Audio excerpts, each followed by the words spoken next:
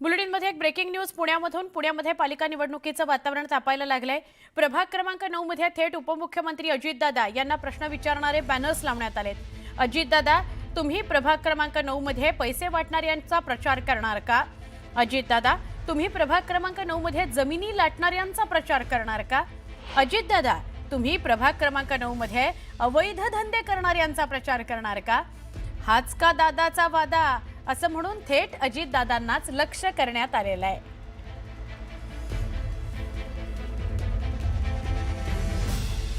आमचे प्रतिनिधी वैभव सोनवणे यांच्याशी आपण बोलूया। वैभव, पुण्यामध्ये जिथे राष्ट्रवादी काँग्रेस एकटी म्हणजे स्वबळावर लढणार आहे, अशा ठिकाणी अजितदादांना सवाल करणारे बॅनर्स लावले गेलेत, काय सांगाल?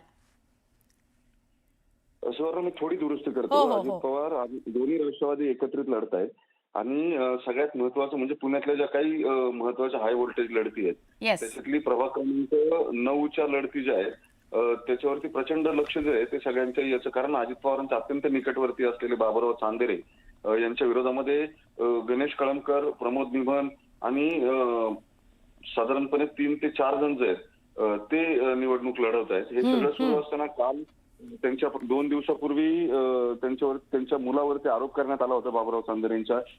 त्यानं तो पैसे वाटतोय त्या संदर्भातला गुन्हा जो आहे तो बाणेर पोलीस ठाण्यामध्ये दाखल करण्यात आला आणि लगेच बाबुराव चांदेरे आणि अमोल बालवडकर यांच्या प्रचारासाठी काल रात्री अजित पवारांनी सभा घेतली आणि अत्यंत जोरदार बॅटिंग केली आहे। या सगळ्या पार्श्वभूमीवरती काल रात्रीतनं आता या प्रभाग क्रमांक 9 मध्ये ज्याच्यावर कुठलाही चेहरा नाही असे बॅनर जे आहेत ते लावण्यात आलेत आणि अजित पवारांना प्रश्न विचारण्यात आलेत। या सगळ्या विकासाला साथ देणारा दादा किंवा तुम्ही जे सतत प्रचार करता ती अपेक्षा तुमच्याकडून नाहीये, दादाचा हाच वादा आहे का असा प्रश्न विचारणारे बॅनर ज्याच्यावरती कुणाचंही नाव नाहीये किंवा कुणी लावलेत हेही कळणार नाही अशा पद्धतीनं हे बॅनर लावण्यात आलेले आहेत। मात्र निवडणुकीचं वातावरण जसं जसं तापतंय तसं एक एक क्लुप्त्या ज्या आहेत त्या या अशा पद्धतीनं शोधून समोरच्या उमेदवाराला नामोहरम कसं करता येईल किंवा त्याची प्रतिमा हनन कसं करता येईल प्रयत्न ते सातत्यानं सुरू आहेत। हा बॅनरचा सगळा प्रताप जो आहे तोही त्याचाच एक भाग म्हणावा लागेल।